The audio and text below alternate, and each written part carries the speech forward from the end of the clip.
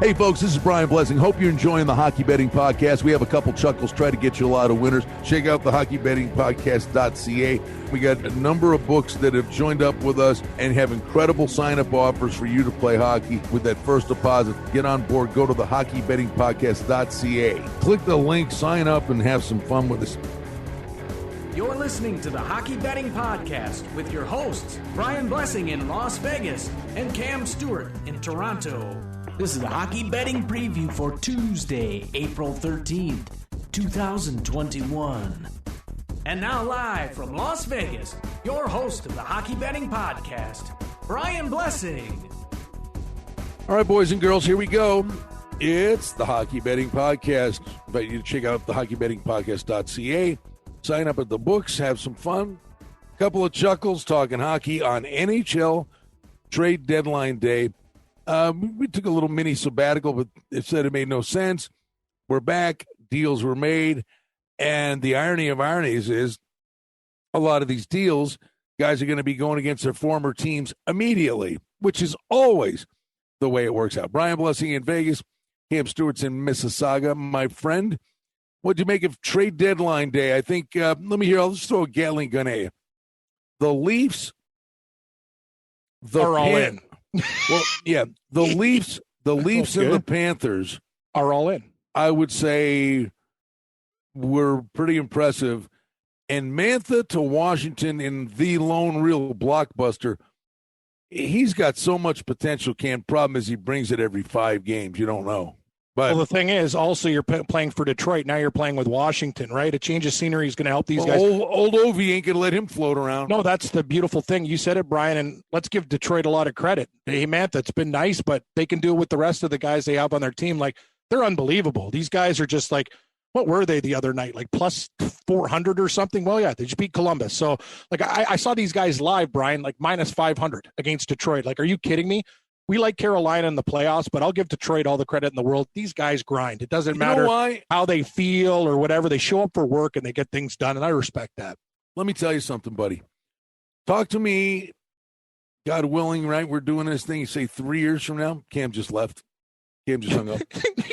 Did I really? Sorry, I thought Cam's gone. I'm on my own.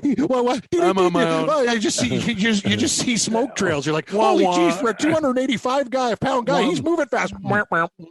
He's gone. But here you go. Did you see that? Did you see that bowling video? That big ginger guy that he no, he looks nothing like me. He got like the first 7.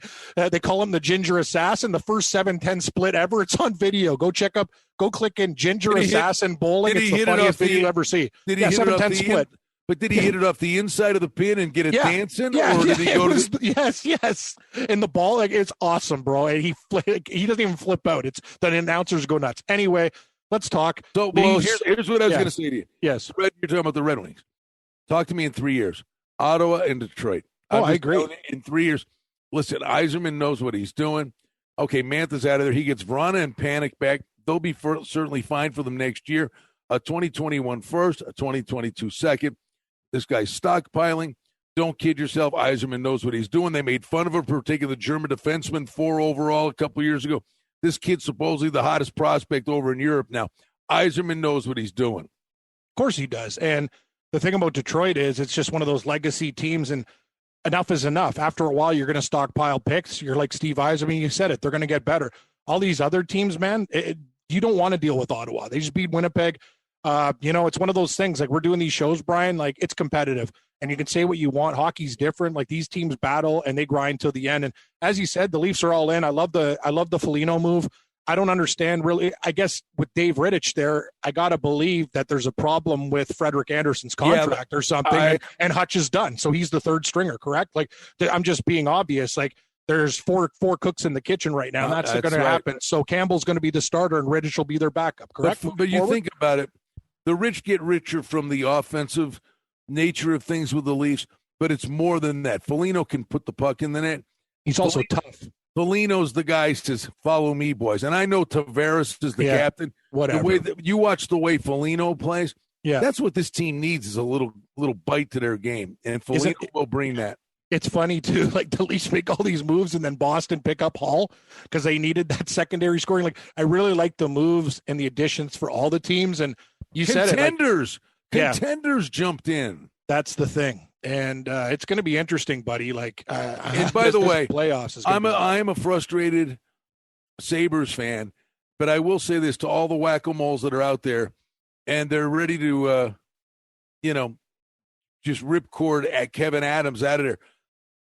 Do you guys understand what's going on? Oh, yeah, well, this one got that, and they got this for that guy, and they get this for this guy. Taylor Hall, A, scored 2 goals. B, he had a complete no-move clause. Now, he said, yes, I'm open to being moved, but Vegas was in on him. Toronto, there were several, the Islanders. Mm-hmm. Hall said, I'll guarantee you, he said to Kevin Adams, I'm going to Boston. And that was all she wrote. Yeah. So Adams, he couldn't get a bidding war going because Hall invoked his no-move clause. He said, yes, I'm willing to be moved, but he ruled out teams. I'll guarantee it. Yeah, and now you look at Boston, and that's the exact type of player they need. He wasn't great in Buffalo, but he's going to get there. He's already talking, I want to be a Bruin for a long time, but he's still got to go out and prove it. This is the thing now. It's funny. The Leafs made all these moves. They're all in. Like, this is it. Like, they're either going to make a deep run or there's going to be problems moving forward. Hopefully you can sign some of these guys if you're with the Toronto organization there. But I like a lot of things that teams did. Yeah, Florida the same way. It's like they needed to shake something up, Brian. You talked about it with Florida. This is the same old pussycats. The Panthers, they turn into cats right around this time of the year. You know what, bud? Shake it up. Let me tell you something. Aaron Ekblad, Sam Reinhart, Sam Bennett. Sam Bennett went 3 overall. Okay. The Calgary thing, I don't know, how much of it is if coaches misused them or whatever. Okay, you go 3 overall. I think everybody thinks you're a 30-goal scorer. That's not who this guy is. But let me tell you something.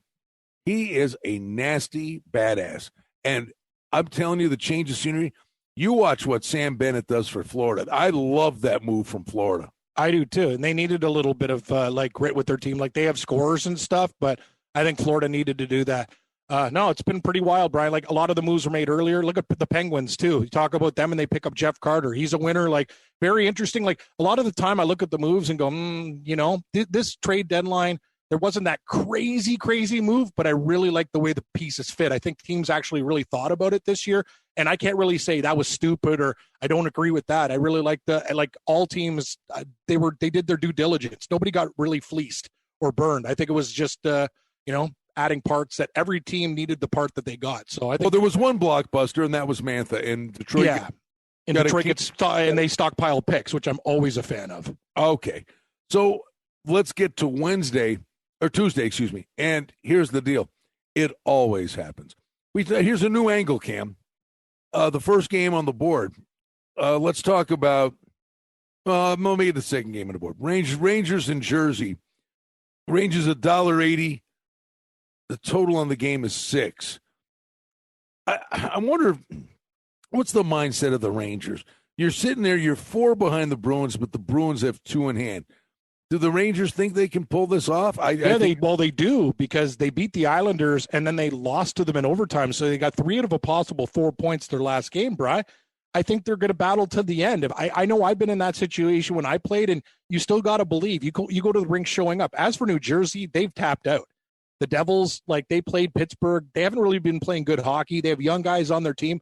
I'm surprised Subban, he didn't get moved. It's just I'm kind of, New Jersey they made their dealings with the Islanders early.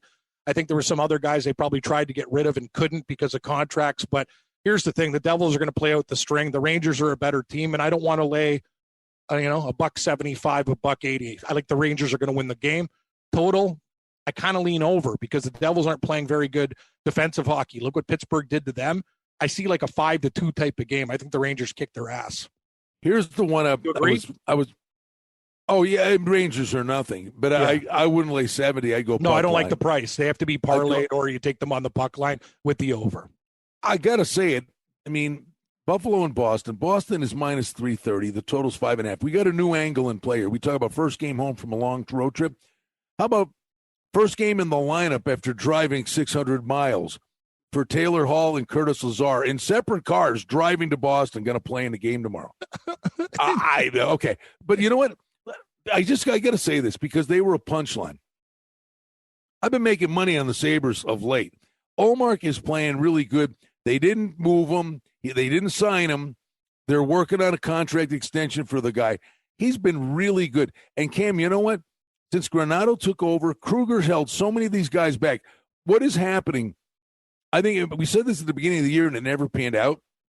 Buffalo's a dead over team because Kruger had them playing this ridiculous system. Well, all of a sudden, Granato comes in. He pairs Dahlin with Yoki Haru. All of a sudden, Dahlin looks like the first overall pick of the draft for the first time in 2 years. He's carrying the puck. He's freewheeling. Yoki Haru is reading off him. They just had this been getting points. They just had this Ristolainen kid make his NHL debut. He looks terrific. Casey Middlestat.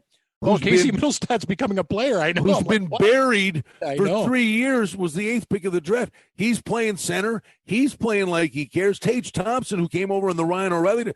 He's playing with confidence and lugging the mail. These numbers on the Sabres are insane.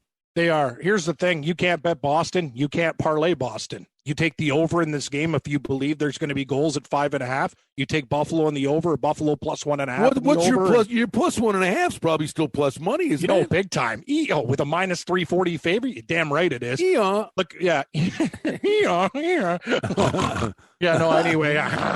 Anyway, sit down. It's an animal farm here. Yeah, Buffalo.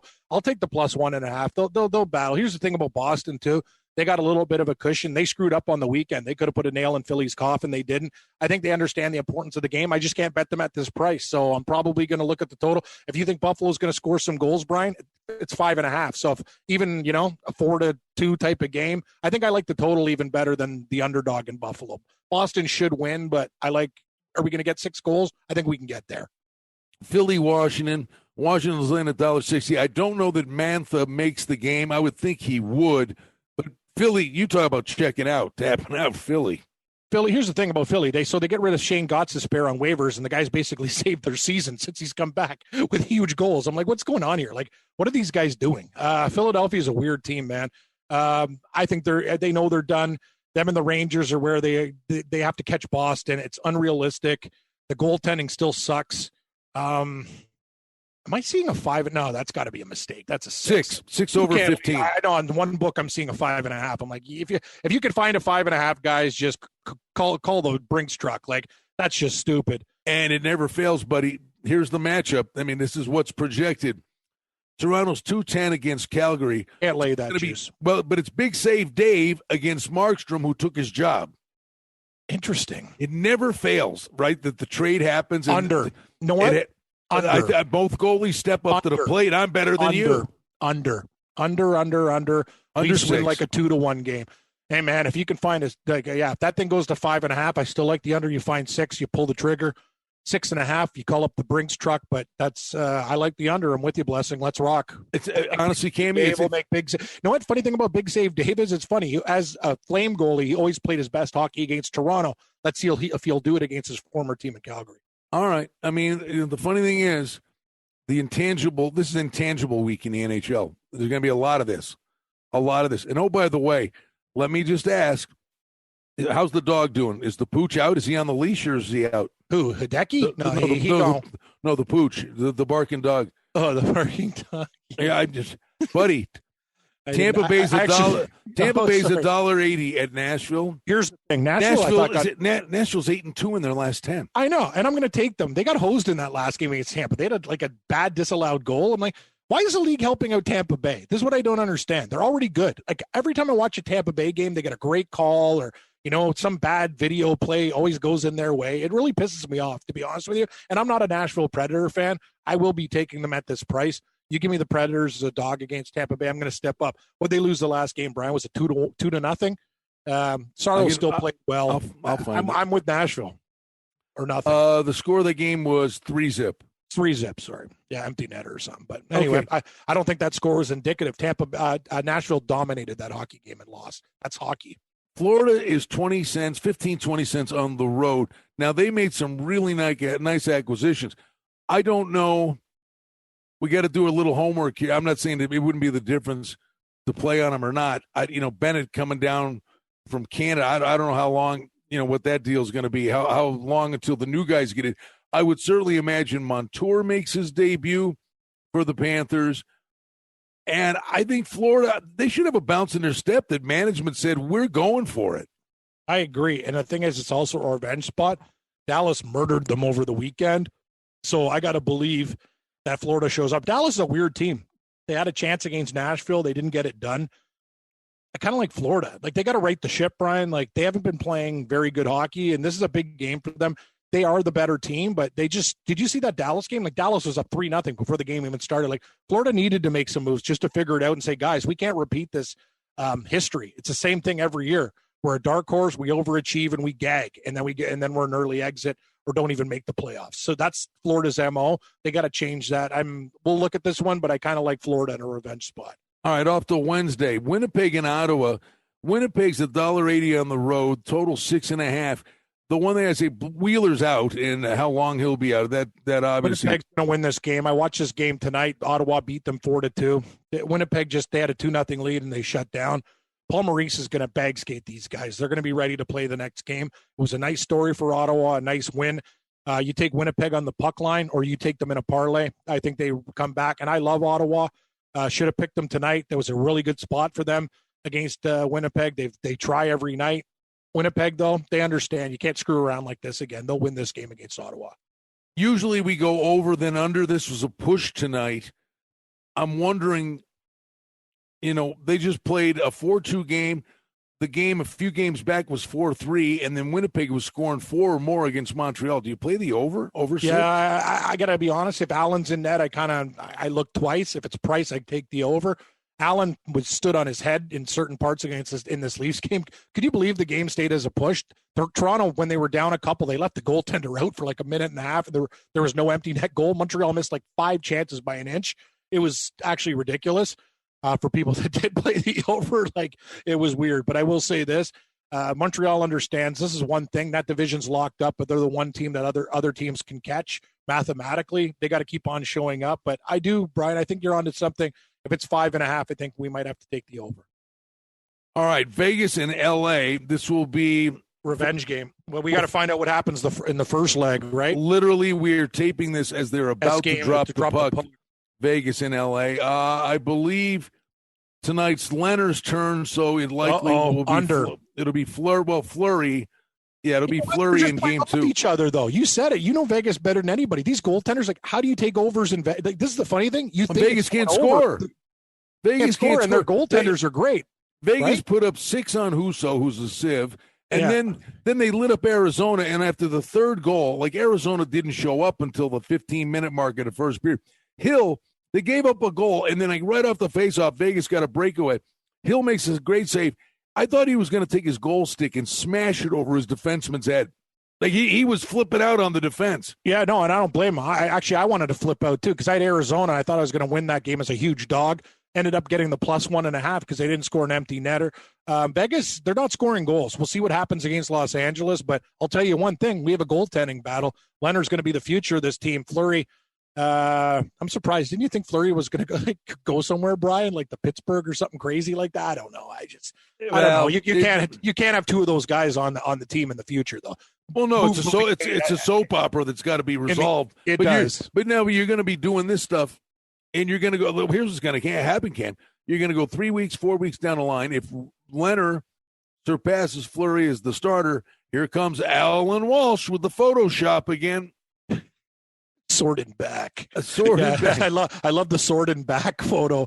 It's funny though. I actually had a dream that, like, Fleury, kind of not a dream, just a vision. He went back to the Penguins. Think about it. They actually need a goaltender. But anyway, they would have had to give up like the kitchen sink, and Vegas would have fleeced him in a deal, right, Brian? But probably the mathematics of the contract don't make sense. I don't know what to do with that game, so we're going to see what happens on the Monday night game. Next game up, I'll tell you one thing. Minnesota. We don't even know what's happening with the cop killing on Sunday and all the other things. Are they going to play? So, yeah, that's the thing. This game, we don't even know if they're going to play it, guys, by the time. Arizona, at the time of this taping, trails Colorado 1-0. That is correct. I would say after 1.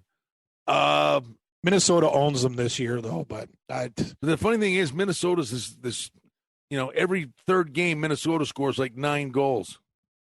It's true. This is a tough game. This is the thing. We got to kind of know what's happening.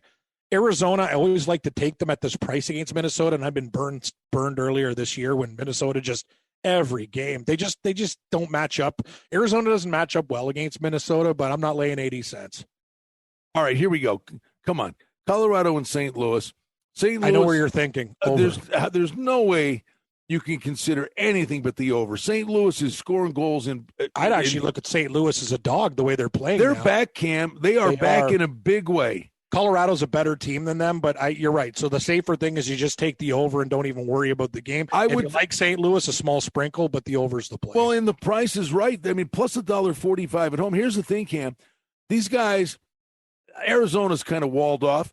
St. Louis righted the ship, and we talked about this, that in a week or 10-day window, you can go up or down, and St. Louis is back. Now, St. Louis is dangerous.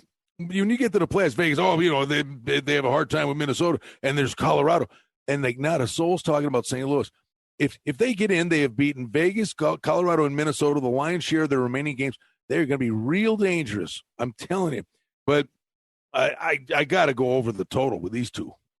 In one of these nights, you got to think Husso's going to. Whenever Husso plays, go over. You don't need this podcast. His angle is like podcast canceled. They got to do something with Husso because Binnington's actually been better, and that's scary for everybody. If he catches, you know what happens. Hockey's not like other sports. You get a hot goalie, it doesn't matter what you do. You're dead. Take a look at the Nashville-Tampa Bay game. Their goaltender just stood on his head. I think it was McElhinney, actually, instead of Vasilevsky, but that's a story for another day. Over, and look at the dog. Anaheim and versus our friend S.J. Sharkey. He'll be my friend. I got him in parlays tonight, but I'll tell you, they better learn their lesson. The last time they sleptwalked against Anaheim, it was 5-1 loss. I took the over because Miller's starting. We'll see what happens, Brian. Do we go back to the under? I don't know. Well, we don't.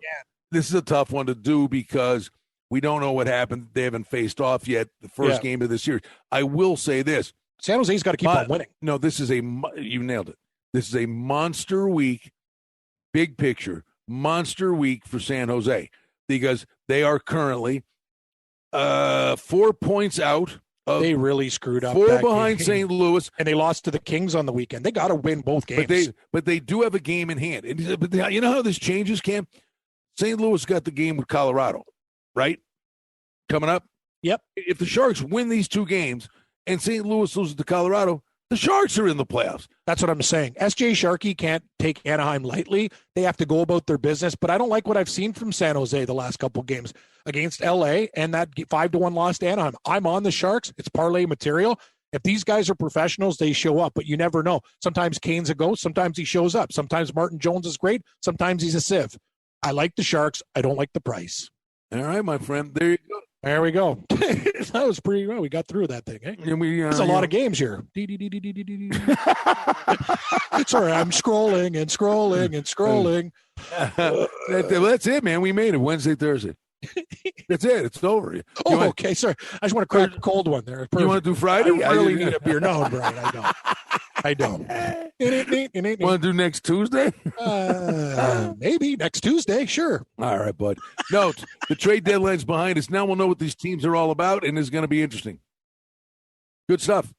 As always, the HockeyBettingPodcast.ca, and click on the link, jump on the sports books, jump in, have some fun with us. Put a lid on it, kiddo.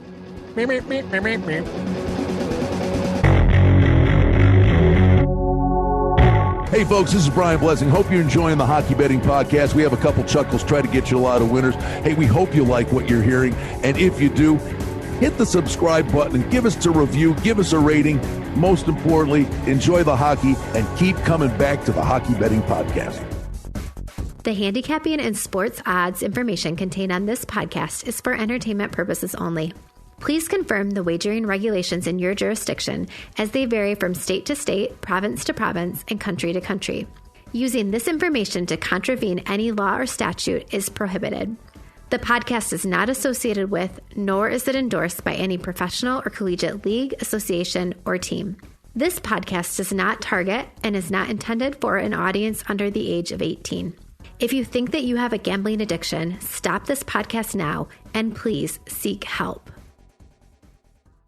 Gambling and betting on sports is a form of entertainment and should be about having a good time. But when done excessively, it may negatively affect other areas of a person's life, such as their physical and mental health, school or work performance, finances, and or interpersonal relationships.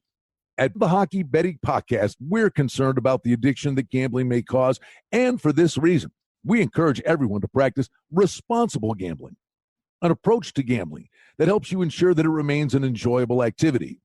Here are the main principles of responsible gambling. Don't think of gambling as a way to make money. Always gamble with money that you can afford to lose. Set limits and stick to them. Never chase losses. Don't gamble when you're depressed or upset, and create a healthy balance. Always be aware of how much time you spend gambling or thinking about gambling. And do not allow gambling to cause you to miss out on time with family and friends or time spent on other activities you enjoy.